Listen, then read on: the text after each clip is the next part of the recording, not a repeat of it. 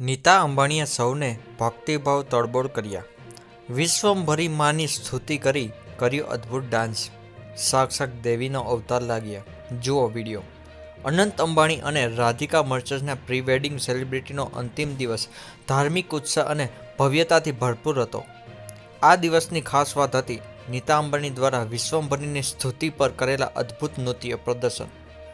Classical નૃત્ય શૈલીમાં રજૂ કરાયેલ આ સ્તુતિ દ્વારા નીતાજીએ દર્શકોને ભક્તિમય વાતાવરણમાં લીન કરી દીધા. તેમના નૃત્યમાં દેવી માતા પ્રત્યેનો અત્યંત શ્રદ્ધા અને ભક્તિભાવ સ્પષ્ટ રીતે દેખાયો હતો.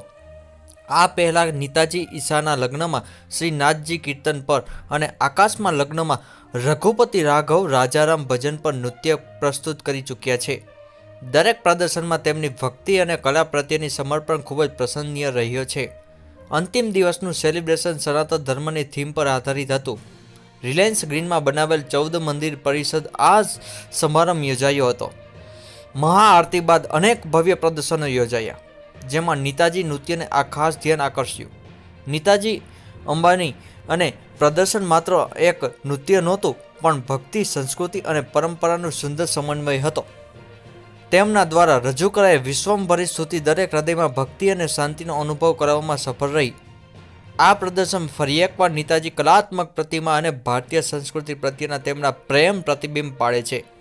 નીતા અંબાણીના જીવન વિશે ઘણા ઓછા લોકો જાણતા હશે કે નીતા અંબાણીએ ક્લાસિકલ નૃત્યકાર છે. સૌપ્રથમવાર જ્યારે ધીરુભાઈ અંબાણી નીતા દલાલને જાહેર કાર્યક્રમમાં ક્લાસિકલ નૃત્ય કરતા જોયા હતા, ત્યારે જ પહેલી જ નજરમાં નીતા દલાલ પોતાના પરિવાર માટે પુત્રવધુ તરીકે પસંદ કર્યા હતા. ખરેખર નીતા અંબાણી ખૂબ જ ધાર્મિક છે. સનાતન ધર્મ પ્રત્યે અને આપણી સંસ્કૃતિ અને કલાનું તેઓ આદર સન્માન કરે છે.